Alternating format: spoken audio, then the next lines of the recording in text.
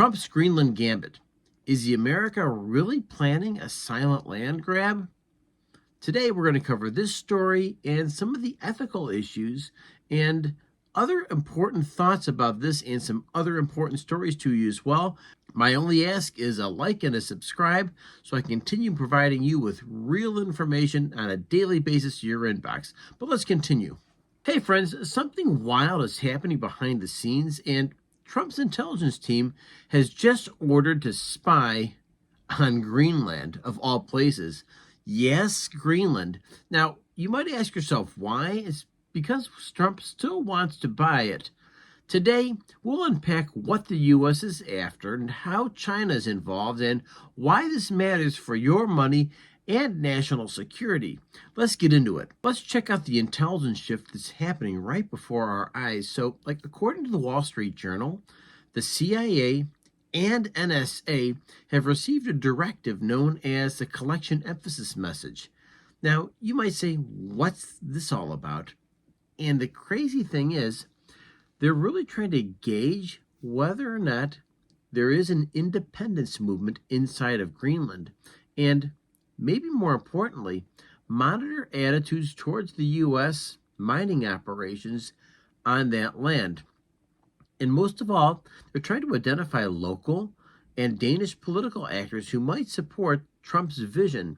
Now, I want to remind all viewers that Denmark is the mother country right now of Greenland. And if you think of Denmark, and you can see right here what Denmark looks like, because a lot of people don't even know where it's at. And to think that a country the size of Denmark controls a land as vast as Greenland, all of a sudden you're like, wow, there's something to this story. Let's dig into this a little bit more. So you might be asking yourself the question, why does the United States care about a place like Greenland? And the fact is that it sits on top of some of the most strategically valuable resources on Earth. We're talking about particularly rare earth minerals used in EVs, smartphones, and missile systems.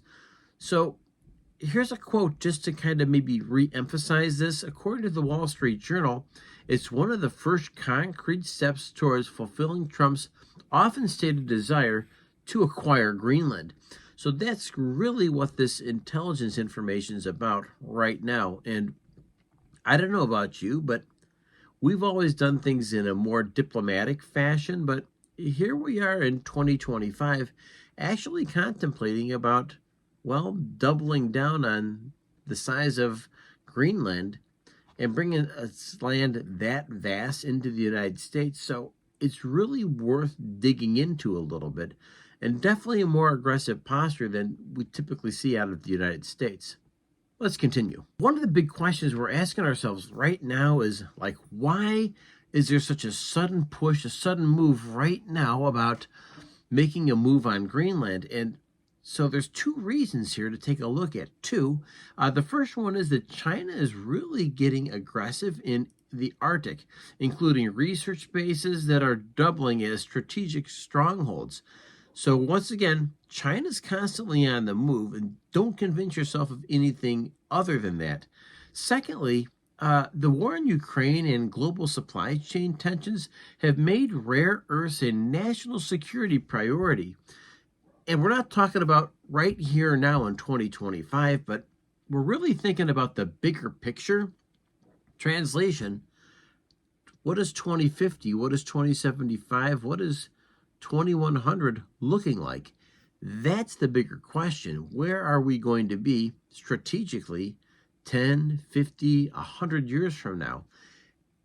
And to keep those things in mind, we have a better understanding of what's at play in these long-range strategies. Of course, this really comes down to a couple of really important questions, because one of the questions that viewers often ask is why does this matter to me? I've got a roast in the oven, I've got to take kids to soccer practice, etc. And I'd share with you that, you should care, because if the U.S. secures resource deals in Greenland, it could dramatically reshape the global supply chain, something that everybody since COVID is concerned about. And of course, doing that, we're going to lower dependence on Chinese materials. Keep that in mind. If tensions escalate, expect volatility in energy and mining stocks and possibly taxpayer-funded Arctic infrastructure projects. So once again, kind of interesting plays here that most people say has been kind of outside their realm of understanding. Politically speaking, it signals a Trump 2.0. America's first global strategy isn't rhetoric, it's being operationalized right before our eyes. Is Greenland really America's big land bet? I don't have an answer for you, but it really looks like something big is going on here. And is it just political theater, or is there more to this?